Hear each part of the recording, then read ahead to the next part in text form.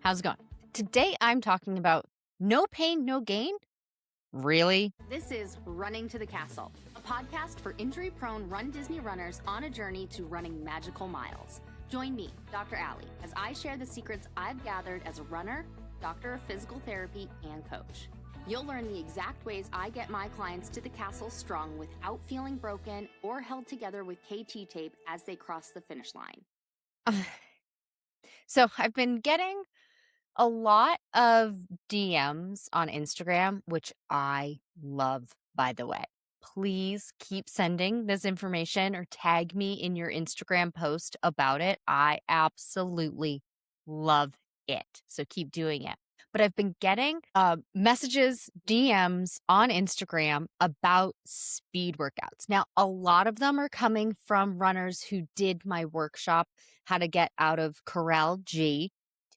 And then my Stronger, Faster Finisher clients are also sending me messages. These are mostly in Voxer or on our weekly coaching calls talking about, speed workouts and everything like that. And so a lot of them are something along the lines of, I had to cuss you a little bit this week. And if you don't know what I'm talking about, I have I have said that on your speed workouts, if you aren't feeling like you need to curse me at some point during it, you're probably not going hard enough. And I think that first started making its rounds publicly during one of Amanda's podcast episodes. I think her first podcast episode is where she mentioned it. No, her second one, where she said like, oh, sometime in the fall, you said something on the Stronger, Faster Finisher call about if you don't want to curse me by the end or partway through your speed workout, you're not going hard enough. And I'm not going hard enough. Well, I have been getting so many DMs and like runners saying things like, I found my I'm going to cuss a little bit pace. And I love that. Find your I'm going to cuss a little bit pace. And I got even a message yesterday from one of my Stronger, Faster Finisher members. And she was like, am I supposed to feel like I'm dying during 30, 20, 10? Can I walk during the 30? Is it supposed to feel like this? And I said, yes, it should. And I started reflecting a little bit because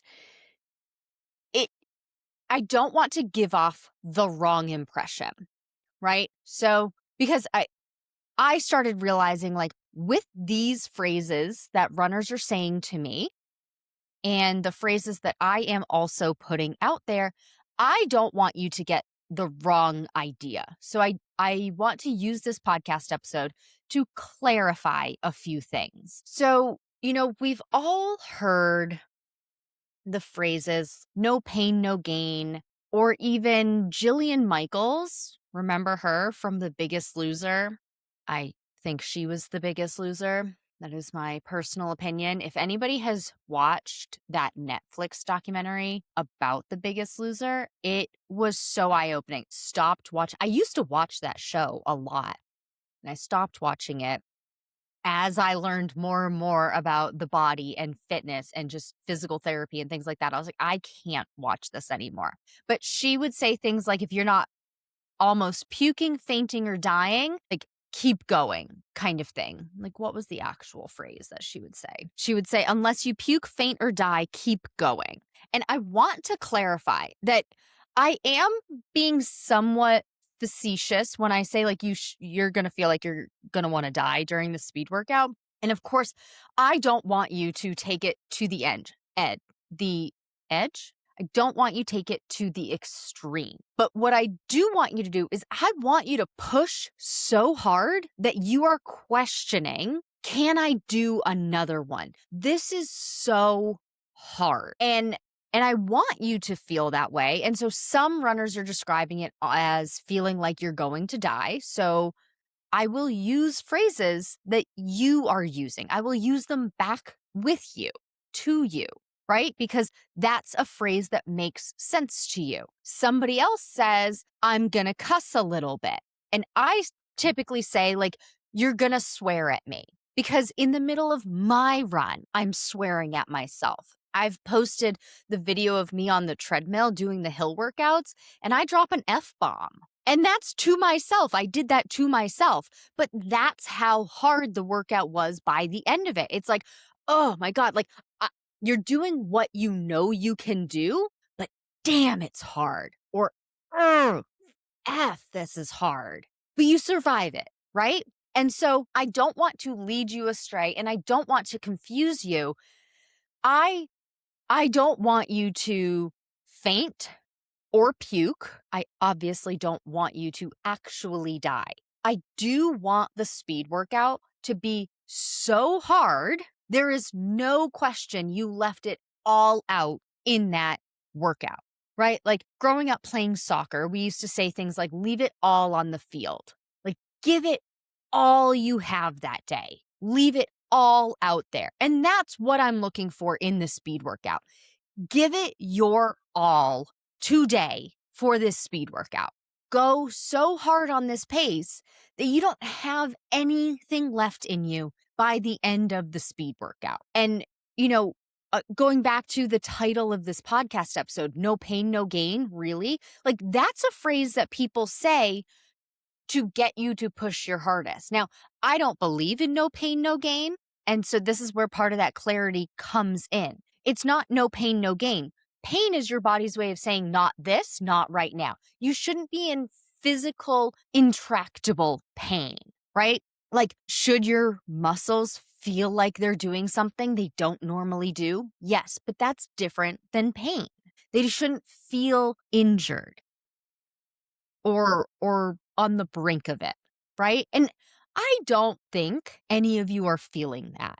But I do want to clarify because clarity is kindness, right? Like, or clarity is kind. I want you to have success. And if I'm not clear with what I'm saying, you're not going to have success. And sweat is pain leaving your body, right? Like, okay, that's fine. You may or may not sweat during your workout. I'm not a huge sweater, so I don't always sweat during a workout. Doesn't mean it wasn't hard, but there are other ways to tell if it was hard. Like if you're feeling like, "Oh man, I got one more. Do I have it in me?" Question it.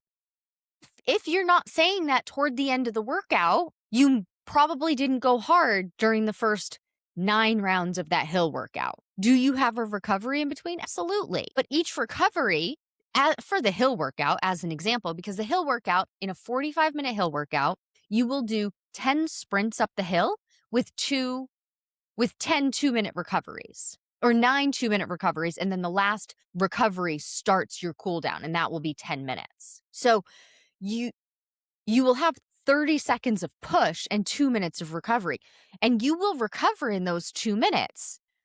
You won't recover all the way back down to baseline by like number 6 or 7 for sure, maybe even sooner. The first 1 or 2, you may be recovering all the way back to baseline, like heart rate, like what you feel like when you're resting, and then you're ready to go again. But by 5, 6, 7, 8, you're not back to baseline and you're like, "Oh, that was a quick 2 minutes. I can't believe that went by so fast. Holy crap, I have to go again." And then number 9, you're like, "Oh my God, I have one more of these. Okay, do I have one more in me? Do I have one more in me? Yes. Okay, I can do this. Feel like I'm going to die, but I got this." Right? Like that's the kind of thing I want. Because you need to push your limits. You need to push your boundaries in a safe way to make progress, right? I've talked a lot about the gray zone lately and running with purpose. The gray zone being where all of your paces get muddled together. And I don't want that to happen for you because if you're running in the gray zone, you're not getting faster. You're actually probably exhausting yourself and getting slower. And then that frustrates you because you've been doing it for 3, 6, 9 months and you're like, why the F am I not getting any faster? What the heck? I'm putting in all of this work. All of my workouts are tiring. They say I need to push my boundaries, push my limits. I am because I'm tired at the end of the workout. But why is this not working? Well, you're tired at the end of every workout and such that you aren't giving yourself enough recovery. So maybe you're pushing your hard limits 5 days a week, or maybe you're pushing just barely pushing your limits, keeping all of those paces about the same. This is what I typically see is all of the paces are about the same. You're trying to go race pace because Run Disney recommends training to a 15-minute per mile. And for the audience that I serve, the back of the pack audience, that's race pace, right? And so you're training 15-minute per mile pace to make sure that you can finish within the 16-minute per mile pace. So you're doing 5 runs a week, one of them being a long run, the other ones being maintenance runs, as an example, but they're all hovering around the 15-minute per mile pace. And maybe you're trying to actually go 14 and settling for 15, but they're all in the same zone. They're all in that same pace, and you're doing it 5 days a week. And so your body that's hard for you, right? Because race pace is hard for everybody. Boston qualifiers, Olympians, Run Disney runners, Run Disney A Corral, Run Disney G Corral. Race pace is hard. I don't know many people that just like go out and they're like, oh, yeah, my race pace, that's like easy peasy. This is no problem. Do people do races and they're like, oh, yeah, this was an easy run for me? Yes. But that was the purpose. Remember going back to purposeful running, run with purpose? Like Des Linden this year won the female runner division of Princess Half Marathon Weekend. I don't even know if I said that right, but like she was the first female non-wheelchair finisher, right? So, but this was a training run for her while training for Boston. So she didn't go crazy gung-ho. So she didn't run her race pace. She ran a race at a pace, but not the pace she would typically run a race at. That was probably confusing. I am so sorry. But what I'm getting at is race pace is tiring. So if you're doing that 5 days a week, 6 months, 7 months, 12 months of the year, you're going to be exhausted. When your body's exhausted, you actually start getting slower. And then that makes it harder. So what does this have to do with pushing your boundaries? Because isn't race pace pushing your boundary? Yes. However, instead of thinking no pain, no gain, I have to hurt for it to be worth it, I have to be on the verge of puking, fainting, or dying for every workout in order to make progress. Because that's where I really started going with this. With Jillian Michaels, if you ever watched those early years, probably not even just the early years, of The Biggest Loser, they were working out hours and hours and hours on end. People were falling off the treadmill. People were collapsing under the weight of the weights that they were trying to lift. They were eating barely any calories to get the best outcome for their weight loss in a short amount of time. Now, it wasn't sustainable. There's some percentage, I don't remember off the top of my head, of how many people were able to actually sustain that weight loss. It wasn't sustainable. Most people gained the weight back. And that's a whole other problem.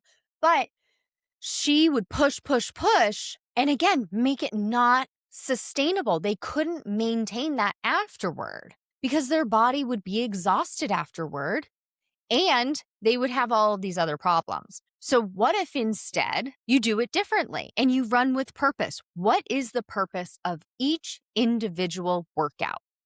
When you're trying to get faster, you need to be very strategic about it. And the way I recommend that happening, or that you should do that, is 2 short speed workouts a week, 45 minutes. And that includes a warm up and cool down. So when I talk about the time frame of a workout, if I'm talking about in time category, that's 10-minute warm up, 10-minute cool down, 25 minutes of the actual speed workout. Your first reaction is probably, well, I'm not going to make any progress with that. I invite you to try it before you make that assumption. You can get a lot done in a short amount of time. And I actually will push back and say, in that short amount of time, couldn't you actually go faster than trying to do it for a whole hour or even 50 minutes? Because that's doubling it, right? 25 minutes versus 50 minutes. Why not go hard in those 25 minutes and see where you end up? And do you stay there for the next 5 to 10 years? No, probably not. Then you change it. Like I have my runners incrementally increase up to like a 60-minute run. Do you need to make a run longer than that, like more time on your feet than that?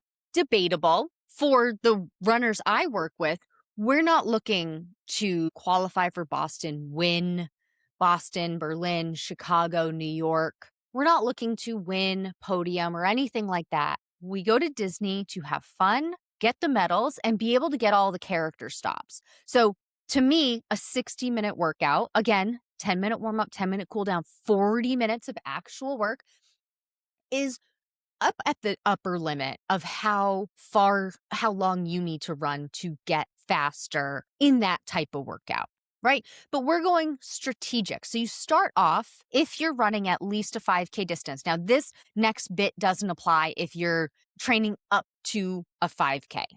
Your speed workouts would be shorter. They'd be 10 or 15 minutes of actual speed workout time, probably 10 minutes to start, because you have to start somewhere, right? But it's not where you're going to be forever. So if you're running at least a 5K distance, which is all of my training plans, except for the 0 to 5K, you're starting at least 5K. You're doing 2 45-minute speed workouts during the week.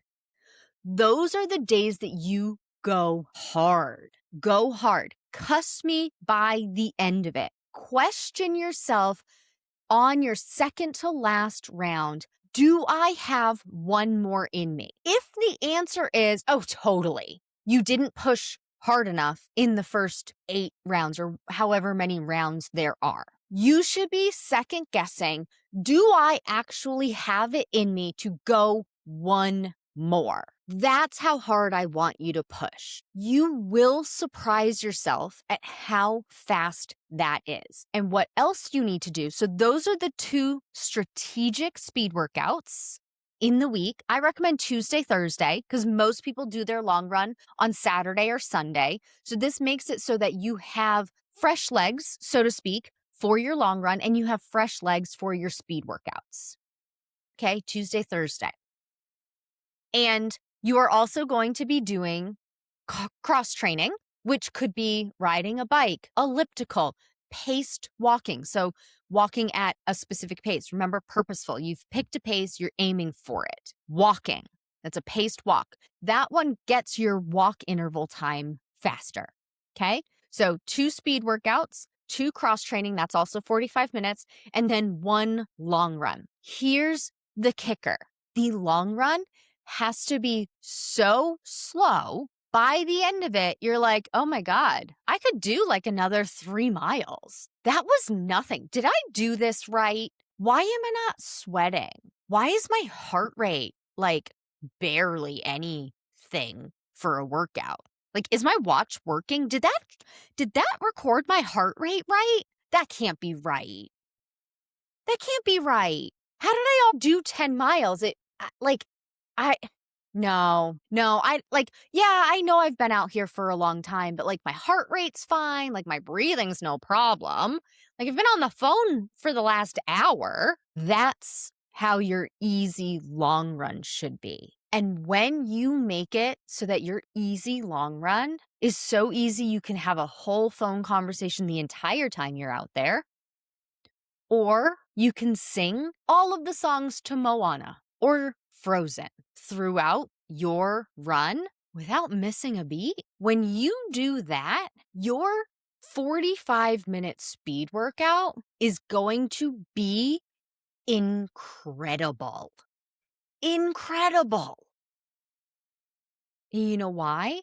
It's because you have split up your paces so wildly different that you actually recovered from that 10-mile long run in time so that your body is fresh and ready for the speed workout for you to give it your all. Leave it all out there. The problem with the late 90s, early 2000s workout trends, like you saw in The Biggest Loser, because that came out in like 2004. The problem with that is it was a all or nothing mindset. I need to give it my all, sweat buckets, on the verge of puking every single workout in order to lose weight, in order for this workout to be worth it. The problem with that is it doesn't work. Did people lose a lot of weight very quickly in Biggest Loser?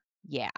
But they gained it back and then some. I think some of the people who came back on that documentary from Biggest Loser, I think some of them said they even doubled their weight or almost doubled their weight because it wasn't sustainable. And we're looking for sustainability, right? Like you want to be able to keep running and do Princess Half Marathon weekend every year, Dopey every other year, or what have you.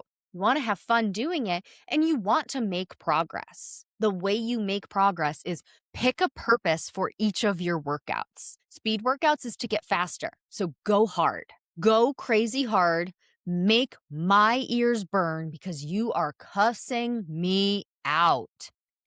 I'm all for it. And make those easy long runs so easy that you can sing the entire soundtrack to Frozen.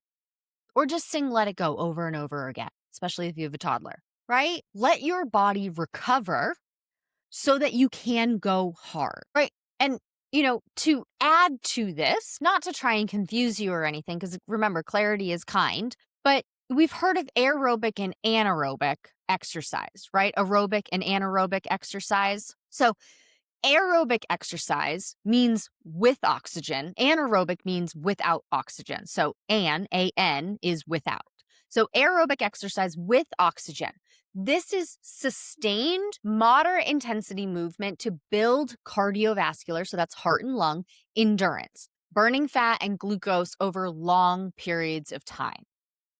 Anaerobic without oxygen consists of short, high-intensity bursts that build strength and power by breaking down muscle glucose. Heavy lifting and sprinting are examples. So that's why, like, we want an aerobic activity over the long term. Like, we can't do anaerobic for long bouts anyway. It physically, like physiologically, it can't happen. That's why the sprints are so short. That's why when you lift heavy, you rest for 2 to 5 minutes because you need to build back up that ATP. ATP is what your body uses for energy. That's why the sprint workouts are so short. That's why the speed workouts are so short because you are sprinting during it. But you will build up your body's ability to do that and get faster and faster and faster. That will then translate to your aerobic capacity as well. But we also need to work on that. And you know what? Now that I've said that, maybe I shouldn't have included that in this episode. We'll see if it makes the final cut because I don't want to confuse you. I think the best way to think about it is run with purpose. What is the purpose of this run? Speed workouts, the purpose is to get faster. So you need to go fast. Long runs, the ones that have mile after mile after mile, the purpose is to be able to go on your feet, be on your feet that whole length of time. Build the endurance to be able to be on your feet for the length of time it will take you to finish those miles. Think of it as I'm just adding more miles as opposed to I'm trying to go fast. Miles versus fast. So a long run is slow going the distance. Speed workouts are fast and short. When you keep those completely separate, you will actually get faster in a short amount of time. And the people who are new to doing this get the fastest, the shortest. As you get good with this and you become more fit and faster, your window of how fast you get in how much time, it starts to expand and it will take longer to make the same amount of games. Like most runners who work with me, the first time they do these, they get 1 minute per mile faster in the first 30 days. But then as they keep going with it, it might take 2 months or 3 months to get another minute per mile faster. But that first beginning window in that first 30 days, so like 4 weeks to 6 weeks, game changer when you do it right.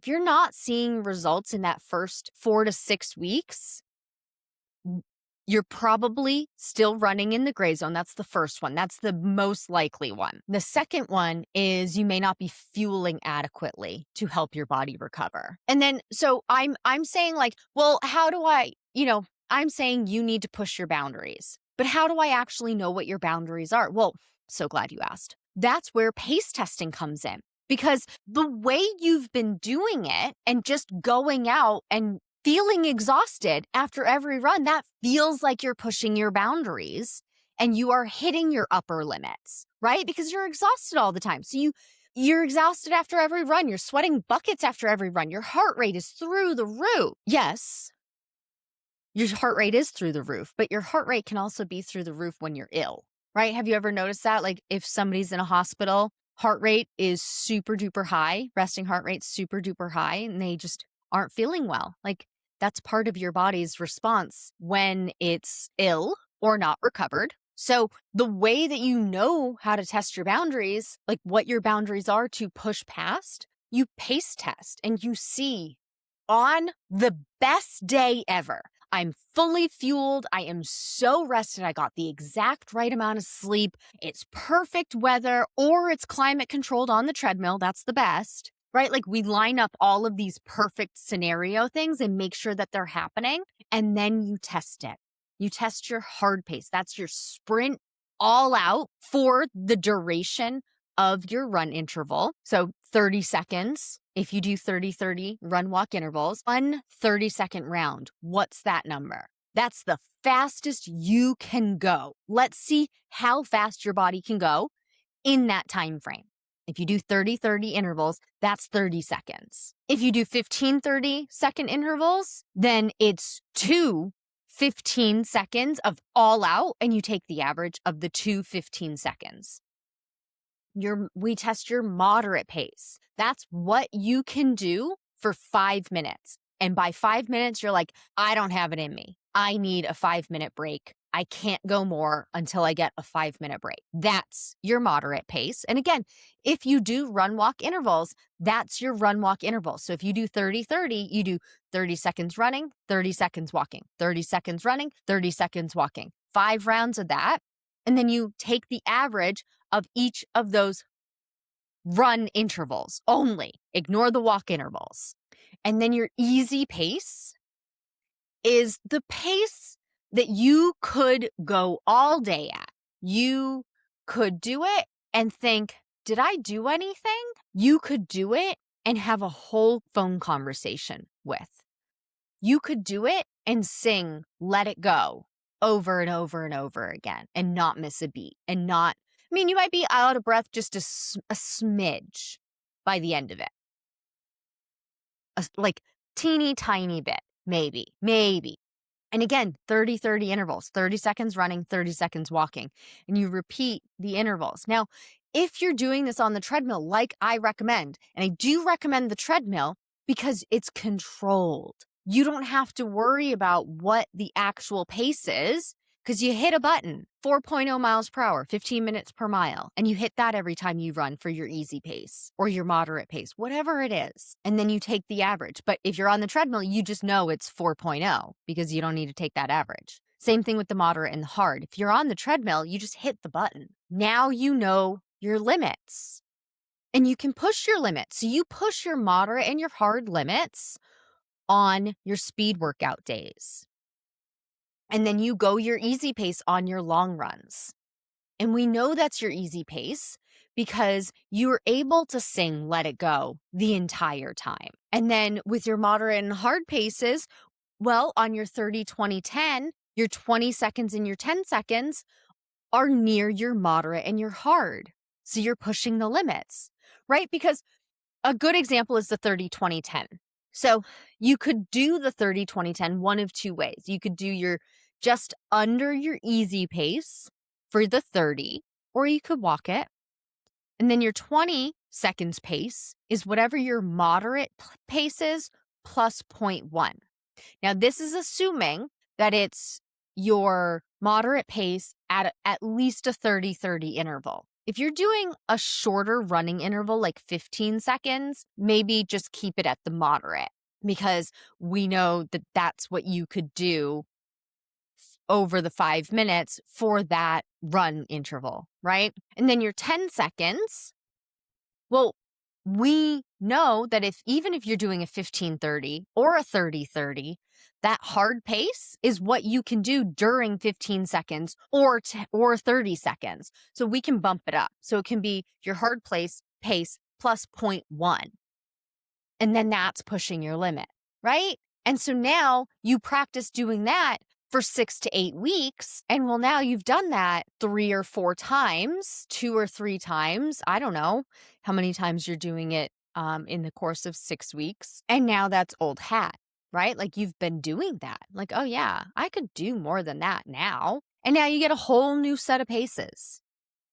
But you can't get there if you aren't pushing your limits the proper way and strategically. And I really want you to be able to do a Disney race and not have to wonder, oh my God, how long is it going to take me to finish? How am I going to be able to sustain the 16-minute per mile pace? Where are the balloon ladies? And I certainly don't want you to wonder, how long is this race going to take me? Because I'd say that's another common one where runners are like, I have no clue. I have no concept of how long this run is going to take me. I want you to have a clue as to how long that's going to take you because most runners, their race pace, I'm finding, their race pace is somewhere between their easy and their moderate pace. I haven't figured out exactly where, but let's just say we take the average of it.